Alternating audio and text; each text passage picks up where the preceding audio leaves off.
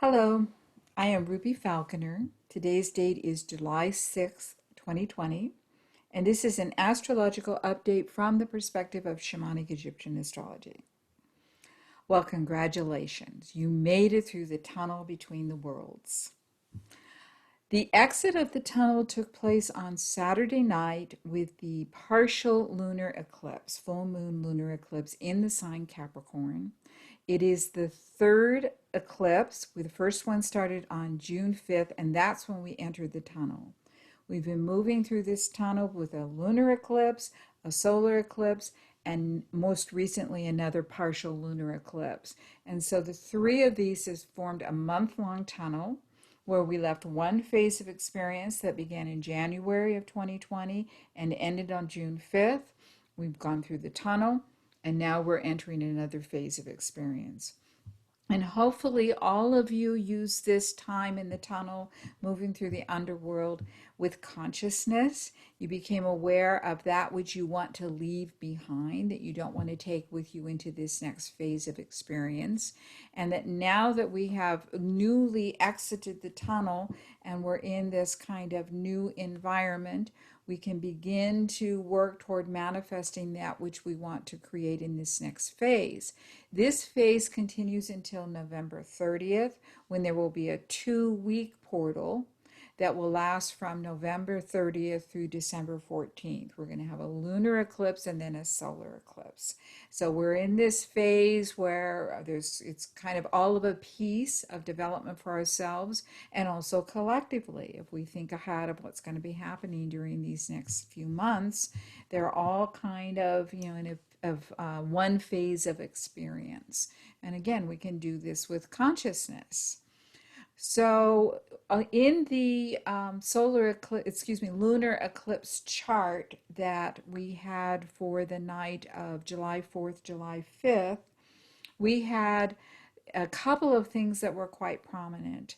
And one of them was an applying conjunction. That means moving toward, between Mars and Chiron. So Mars, the planet Mars, is now in Aries and it's moving toward an exact alignment with Chiron, which is actually going to take place next week on July 14th. So right now Mars is on its way toward this conjunction with Chiron. Actually, for all intents and purposes, they are conjunct right now. And Chiron is actually slowing down, moving towards station. Chiron is going to be changing direction this week on, let me check my notes here, on Saturday, on the 11th. Chiron will be changing direction. And when a planet changes direction, it tends to really intensify an effect. I'm going to talk a little bit more in a few minutes about what Chiron is, but I want to acknowledge and recognize this movement of Mars into Aries. I talked about this last week, but I want to reinforce this, that Mars is in Aries for quite a long time. Mars usually stays in a sign of the zodiac somewhere around 2.5 months, something like that. This time it's going to be there over 6 months. Mars will be in Aries until January 6th, 2021. So it encompasses this entire phase of experience, plus moving through the tunnel and then some.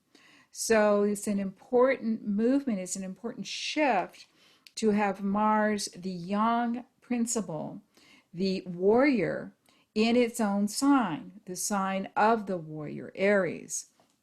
So what this means is during this time, Mars is going to change direction. It's going to turn retrograde. That's going to be happening in September, from September through November, through mid-November. And during that period of time, Mars is going to be in very strong relationship to the great shift planets. The great shift planets are still very much in play. We have Jupiter and Pluto, for all intents and purposes, they're still conjunct. And we have Saturn conjunct too, in a looser conjunction, but Saturn's retrograde and moving back toward them. So that energy is, the Capricorn energy is really reinforced once again. And what this is about, what this entire year of 2020 is about, is the dismantling of the structure, the container of society as we know it. So that process is continuing and it is ongoing.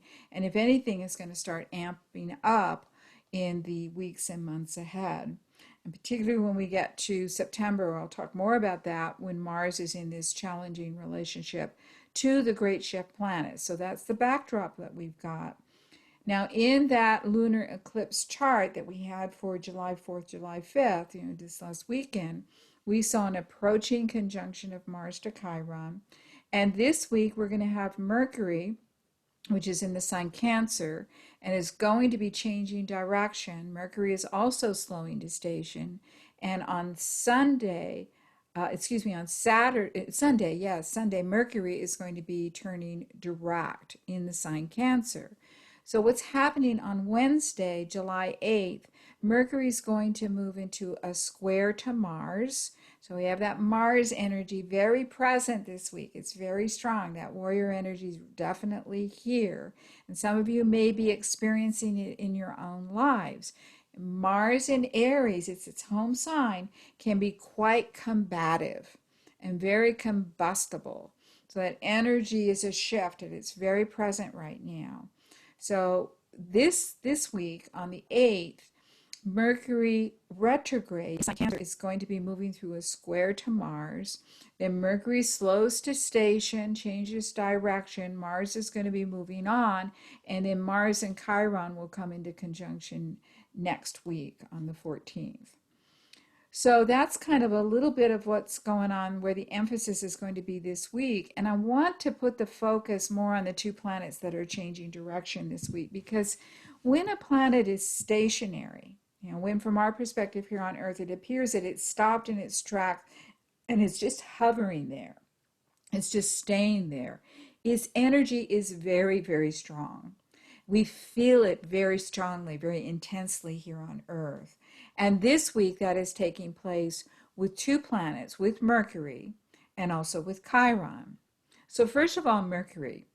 Most of you are familiar with Mercury. It has to do with how we think, it's how we express ourselves, it's how we communicate, how we articulate ideas. It's also the reality construct that we carry. It's how we perceive reality, in a sense, what we believe reality to be. What we think is actually going on out there, what we think is truth, what we think is false. A lot of that has to do with Mercury. Mercury in Cancer is a very emotional expression of this process around the mind. Cancer is a water sign, and it's very much about the ebb and flow of feelings. So this Mercury retrograde period, and Mercury turned retrograde in the sign Cancer on July 17th. So it's been retrograde since July 17th. So that means that there's been almost a kind of a hypersensitivity in communication, in processes of thought, how we perceive reality. That's been going on, and that's still with us. Still, there's a lot of sensitivity around communications taking place right now on a personal level, and some of you may be experiencing that in your own lives. So with Mercury in Cancer, the emphasis inevitably goes towards questions of safety, questions around home, family, roots, which is the place where most of us look to feel safe. And then from a bigger perspective, what it is that we need and want in order to feel safe. So it's a personal level. What makes you feel safe? Do you feel safe in the environment that you're in? What do you need in your personal environment in order to feel safe? What does security, personal safety mean to you? That's all the province of Cancer in general. And because it's Mercury, how we think, how we communicate, that's what's up for us in terms of where our thoughts and where our communications, where we're putting our attention, so to speak. And that's going to be heightened as we move through this week. It kind of makes sense with coronavirus cases going up, and can we open? Do we need to stay closed? Is it safe? Do we need to, all that stuff? That's all very present, still with us. And if anything, since particularly Saturn has been making its way back into Capricorn, we've seen an upsurge in all of this sort of stuff. It's like the issues around the great shift planets are really back, and we're very much in our consciousness. And it goes to those questions of How do we feel safe and how do we feel secure? So it's happening on a collective level, and we're all processing this individually in whatever way we do, and whatever has significance and meaning for us. So that's Mercury. Now, Chiron is in astrology called the wounded healer. And Chiron's kind of an interesting solar system object. It's out between the orbits of Saturn and Uranus. It was only discovered in 1977, so it's a relatively recent discovery in our solar system. For us astrologers, we've been working with it for quite a long time. I started doing charts professionally in 1977, so Chiron's been, part of my astrological trajectory since the beginning, as far as I'm concerned. But I've learned a lot about it through the years because Chiron, so of the astronomers, originally they thought it was an asteroid, then they thought it was a comet, then they thought they don't really know what it is. It's officially designated as both a dwarf planet and also as a comet. So there's theories as to whether it's an asteroid that escaped from the Kuiper belt and has gotten into solar orbit, or whether it's actually a comet that has come into our solar system and is in solar orbit. And some people hypothesize that eventually it's going to leave the solar system. It's a dwarf planet with a tail, so it's kind of an unusual object. So it's a hybrid in many ways. And in myth, Chiron is a hybrid as well. He is a centaur in Greek and Roman myth. And so he's a centaur who was abandoned by his mother at birth. And there's a lot of stories about this, but the one that I use the most, it has the most significance to me personally, is that when Chiron was born, his mother was human. She was raped by a centaur, and she was horrified when she gave birth to a centaur. And so she left. She abandoned him. And so Chiron was so hurt by this abandonment that he crawled into a cave and he just kind of curled up in a little ball. He was going to die. He was so hurt. And there was some wood nymphs that took pity on him, and every day they brought food to the mouth of the cave.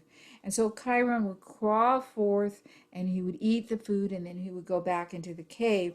Well, eventually he got too big for the cave, and so he had to crawl out. He gave birth to himself.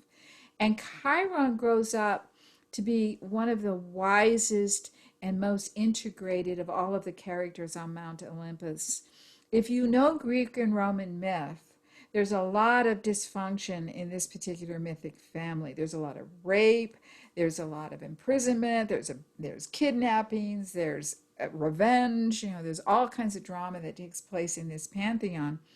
But Chiron grows up to be a teacher, an herbalist, he's an astronomer, he is a teacher of the demigods, he's an advisor to Zeus or Jupiter, depending on whether you're looking at the Greeks or the Romans. So he grows up to be a truly integrated, wise being. And so he is the wounded healer. He carries these wounds of abandonment, but he grows up to be a healer. And so in some way, he has to transcend his wounds. And so that energy is very prominent with us right now as we're moving into this week. It's important to note that throughout this week, Chiron, Mars, the warrior, is moving closer and closer to that conjunction with Chiron, which is going to be exact next week on the 14th. So we have these energies coming together. And so a lot of the healing energy of Chiron can be seen as being directed toward the warrior. And so the question that we all might be asking ourselves, both personally and collectively, is what does my warrior need? Does my warrior need some healing? Mars is about anger, how we get angry, how we use force in the world. Is there some wounding around that I need to look at, that I need to work with?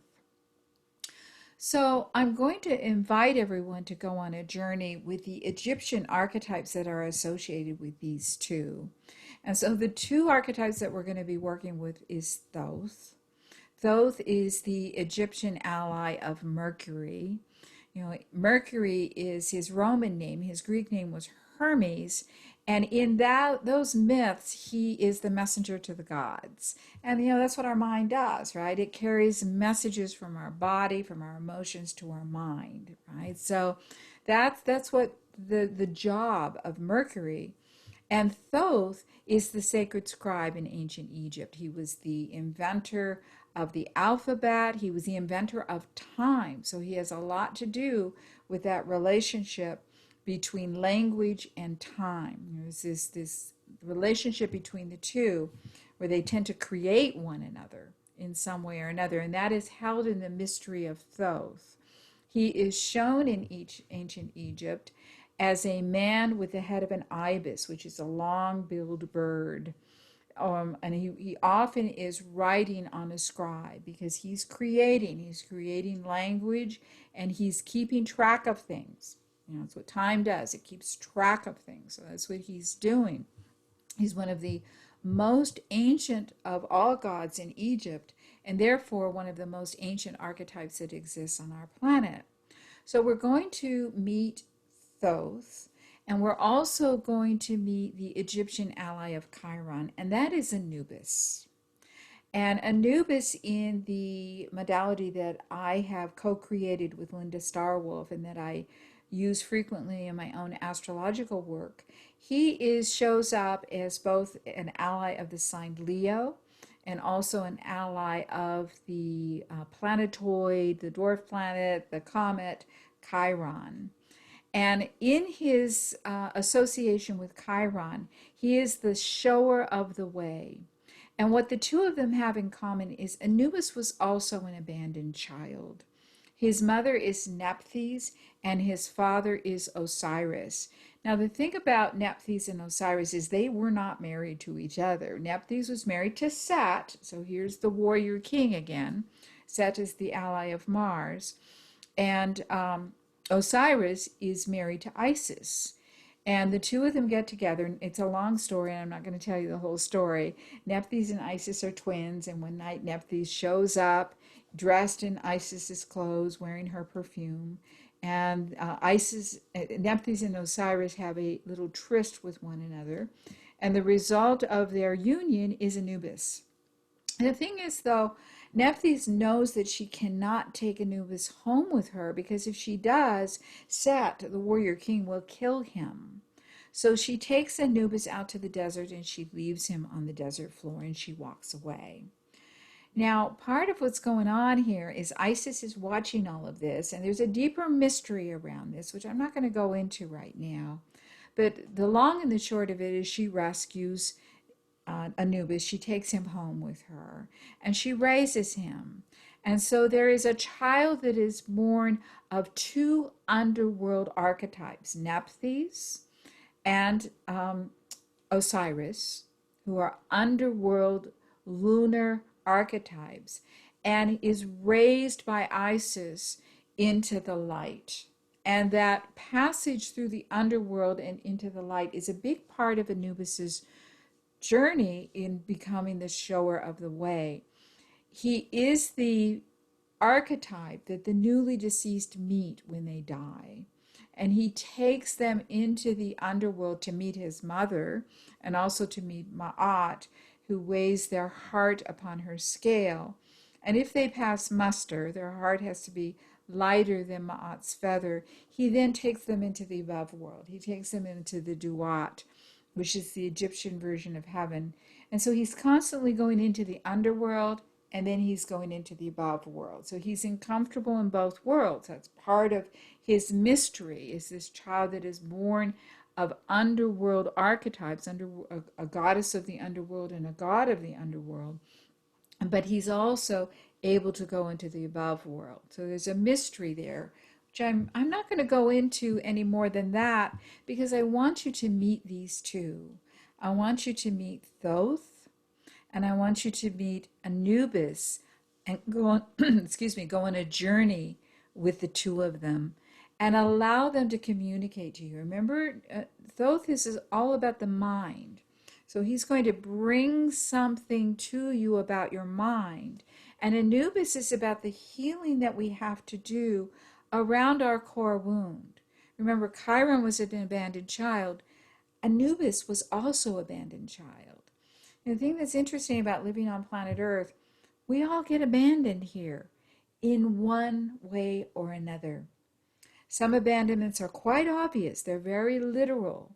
We can be an abandoned child. A parent can give us up for adoption and a parent can die. That's not an intentional abandonment, but nonetheless it is. Something can happen where we lose our safety and our security, which is so important right now with Mercury moving through Cancer, and that's a wound. And both of these archetypes, Chiron and Anubis, show us that it's very important to grow beyond our wounds.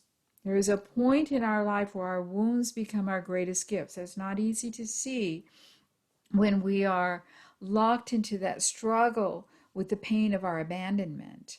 But we need to be able to move through that pain, to feel that pain, to work with that pain in whatever way that we need to work with it.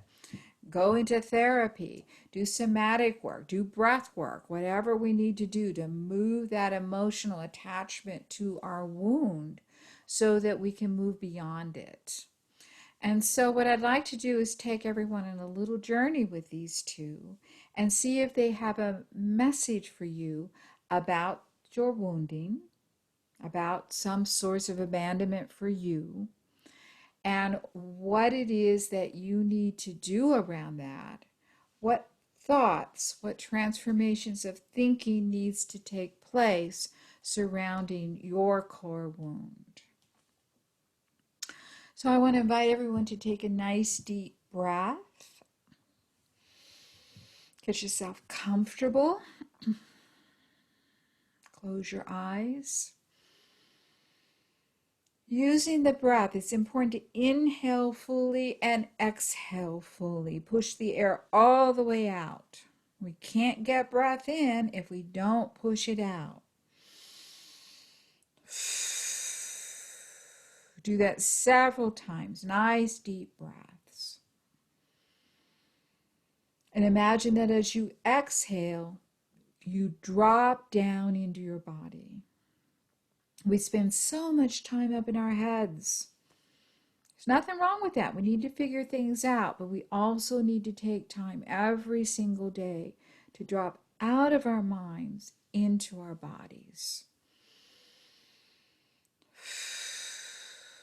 Filling your body up with air, occupying every part of your body, all the way down to your toes, all the way down to your fingertips. And I invite you now to imagine that you are in a temple. It might be a Greek temple, it might be a Roman temple, it might be an Egyptian temple, it might be any kind of a temple that comes to you. It might be a temple situated in nature. It's a sacred place. Whatever it looks like, whatever it's made of, it is sacred to you. So go to your temple and look around. Familiarize yourself with the place that you have come to. It is yours and yours alone. And in this temple, there is a place to sit down that's in the center of the space. It's not up against a wall. It might be a chair, it might be a bench, but it's a place where you can sit down. You can sit up straight in this place. I want you to imagine that you're there and you're breathing in the energy of this sacred place as you sit in the center of this space. And with each breath that you take, you are breathing in the sacredness of the place that you have come to.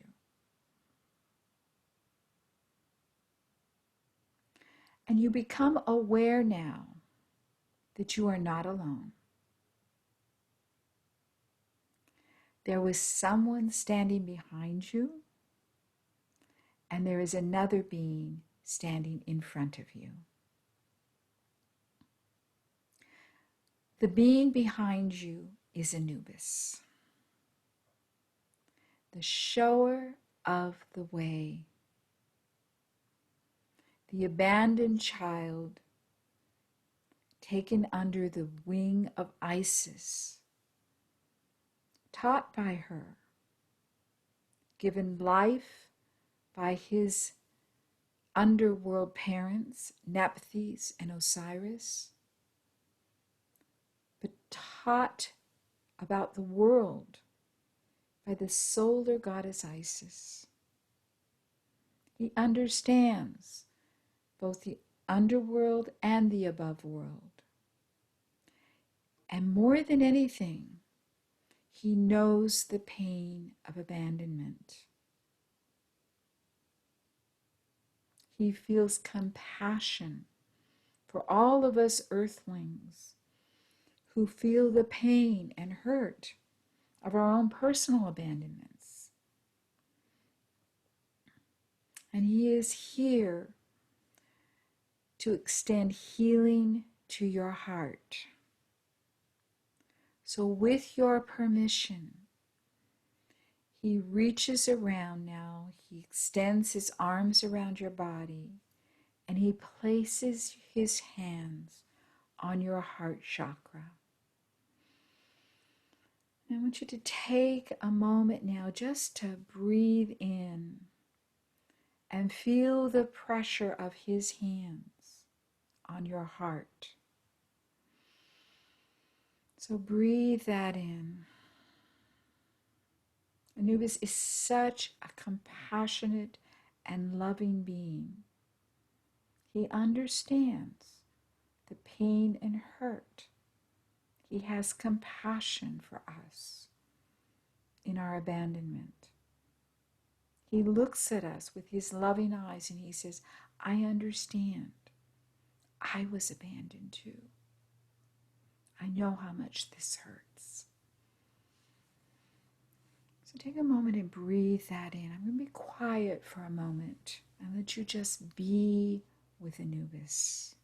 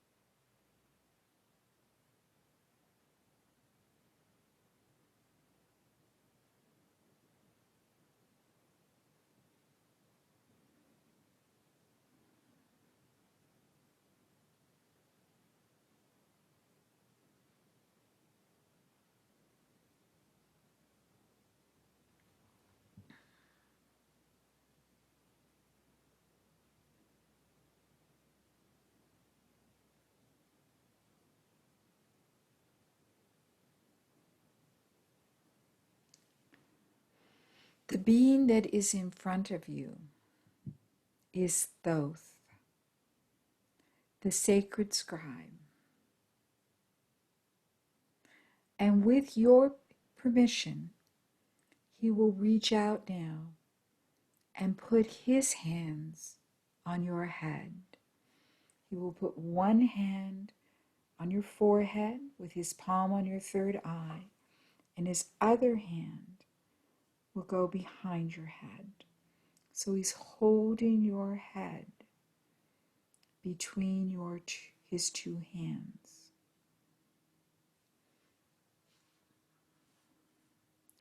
And I want you to breathe into that, to feel the pressure of his palm on your third eye, activating your third eye. Anubis still has his hands on your heart.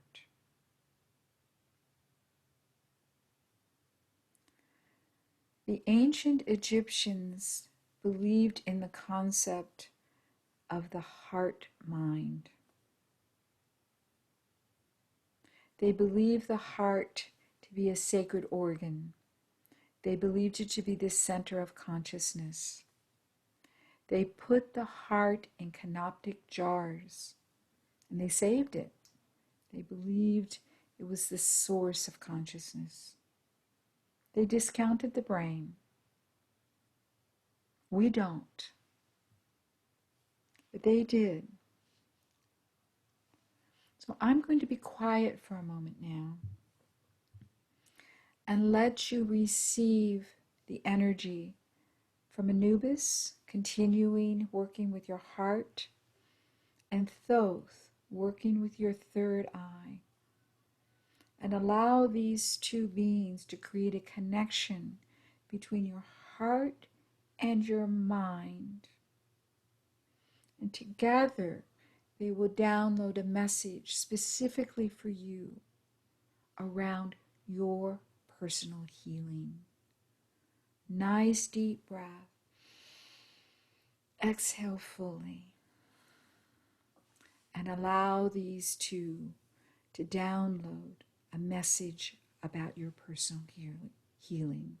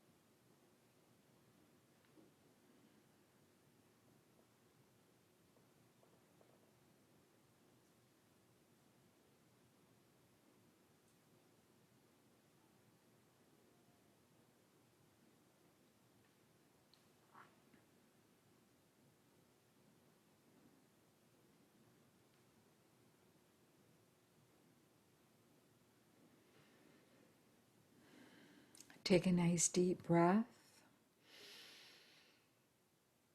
And as you exhale, you become aware that Anubis has stepped away. Thoth has stepped away. But standing behind you, wrapping her beautiful rainbow wings around you, is Isis, Queen Mother of Heaven, aunt and teacher of Anubis, sister of Nephthys,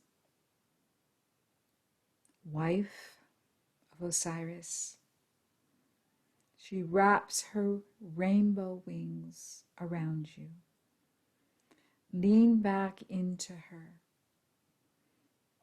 and allow her to integrate this download of information to solidify this connection between the heart and the mind. All of our thoughts need to be moved through our heart.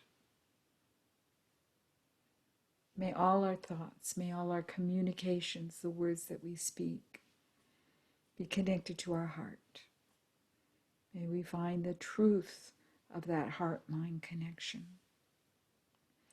So I'm going to be quiet here for a little bit and let you just lean back in the arms of Isis and receive her loving, healing energy.